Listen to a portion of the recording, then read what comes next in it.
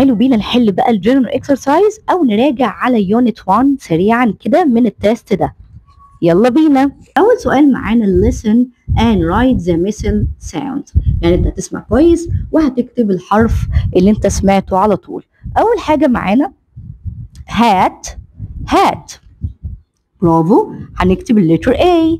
fag، يس، هنكتب اللتر I.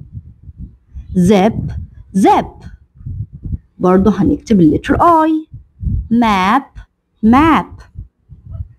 هنكتب اللتر A. Number 2 read and choose the correct answer. يلا بينا كده نقرا ونختار إجابة صحيحة. Number 1 that is my pencil. يا ترى اختار ايه؟ that ولا the؟ ايه اللي بيجي معاه is؟ that، برافو، that is my pencil. Number 2 this is ولا are my book. this لازم يجي بعديها ايه؟ لازم يجي بعديها is، يبقى this is my book. Number 3 that is my bag ولا bags. that is لازم يجي بعد that is ايه؟ اسم مفرد، يبقى that is my bag. Number 4 what or where is the pencil. فطبعا هنا جاوب لي، قال لي ايه؟ قال لي it's over there، ده موجود هناك. يبقى انا سألت بايه؟ سألت what اللي هي معناها ما او ماذا، ولا where اللي معناها اين؟ طبعا اكيد سألت where، قلت where is the pencil، موجود فين اللي طبعا البنسل بتاعي او القلم الرصاص بتاعي، فقال لي it's over there. Number 5 where is the window or windows.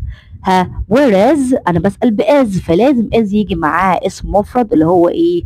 window. where is the window. Number 6 the eraser is are in my pencil case. يا ترى الإريزر دي او الاستيكه او الجومه بتكون موجوده فين؟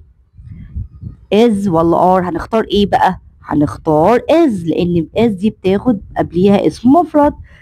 يبقى the eraser is in my pencil case. Number 7 teachers say or teach students at school. يا ترى teachers بيعملوا ايه في المدرسه الطلبه بتاعتهم؟ بيعملوا teach، بيعلموا الطلاب بتاعتهم في المدرسة. teach. Number 8 my sister reads a. أختي بقى بتقرأ إيه؟ يا ترى بتقرأ إيه؟ book or chair؟ برافو، book. my teacher reads a book. Number 9 there is a bus pencil case in my school bag. يا ترى هنختار إيه؟ there is a pencil case، طبعا في ايه؟ pencil case مقلمة in my school bag، في شنطة المدرسة. Number 3 read order and write. book is that a. طبعا that لازم يجي بعديها is على طول، انا مغمضة عينيا، وبعد الاز اسم مفرد على طول، يبقى that is a book. Number 2 this برضو نفس الموضوع، لازم يجي بعديها is، يبقى this is، وبعد الاس طبعا ايه؟ اسم مفرد a ruler، يبقى this is a ruler. Number 3 that، برافو، is a pencil. that is a pencil. طيب لما نيجي نسأل بنسأل بوير، وير لازم يجي بعديها ايه على طول؟ is، يبقى where is the bag. where is the bag. اللي بعدها بيقول the eraser، the eraser is over there. the eraser is over there. Number 4 look and write the sentence under each picture. يعني انت هتبص كده وهتكتب وتعبر كده جملة تليق بالصورة دي. هنا عايزة اقول هو يكون شباك، يبقى اقول ايه؟ ممكن اقول this is a window. this is a window. طب انا عايزة اقول دي تكون ممحاة او تكون استيكة، فاقول this is an eraser. this is an eraser.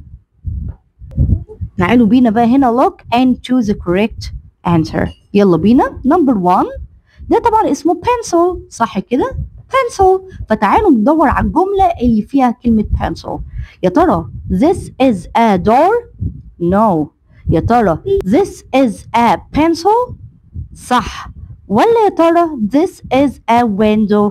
لا طبعا ايه اللي صحيحة انه this is a pencil، فهنعمل عليها ايه؟ يعني دايرة او نعمل تحتها خط. دي طبعا اسمها ايه؟ pencil case. فهقول ايه؟ this is an eraser. no. this is a chair. no. this is a pencil case. that's right. مظبوط. number 6 look read and match. هتقرا وهتوصل الجملة دي بالصورة الصحيحة بتاعتها. this is a window. هذا يكون شباك، يبقى هنوصلها فين؟ برافو هنا. number 2 this is a bag. هذه تكون شنطة، هنوصلها فين؟ هنا. number 3 this is a cap. هنوصلها فين؟ بالكاب. برافو.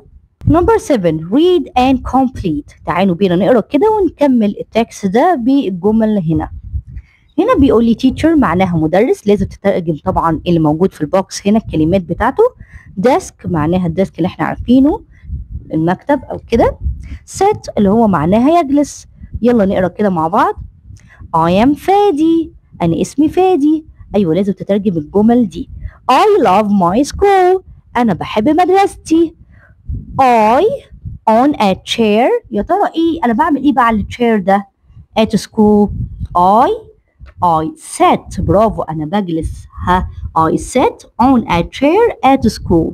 وبعدين my يا ترى my ايه؟ helps me learn. مين اللي بيساعدني عشان اتعلم؟ يبقى my teacher. برافو my teacher helps me learn. مدرسي بيساعدني او معلمي بتساعدني عشان اتعلم. question number 8 look read and complete. برضو هنعمل نفس الطريقة دي. يلا بينا. desk معناها المكتب. ruler معناها المسطرة. teacher معناها المدرس. number 1 she is a. يا ترى انت شايفها ايه؟ ايوه برافو she is a teacher. هي تكون معلمة. number 2 this is a. يا ترى ده ايه؟ برافو this is a desk. this is a desk. برافو عليك. number 9 look. وانت هترتب طبعا الحروف دي، طبعا دي سهلة. خلينا بقى في اللي تحت. number 9 انت هتبص للصورة وهترتب الحروف بتاعتها، ودي سهلة جدا مش هتكون صعبة عليك ان شاء الله. هنا بيقول لك read the passage and write T اللي هي true or false اللي هي بحرف الF. يلا بينا نقرا كده ونترجم. I am سلمى. I am in grade 2. أنا اسمي سلمى وفين؟ في سنة تانية ابتدائي. I love my school. أنا بحب مدرستي. My teachers and friends help me at school. طبعا my teachers المعلمين بتوعي and friends أصحابي help me بيساعدوني at school في المدرسة. يلا بينا نحل مع بعض. number 1 سلمى is in grade 3. true or false؟ يا ترى سلمى في grade 3؟ no. هي سلمى في grade ايه؟ grade 2. فطبعا هنختار ايه؟ هنعمل false. number 2 سلمى's teachers help her at school. مدرسين سلمى بيساعدوها في المدرسة.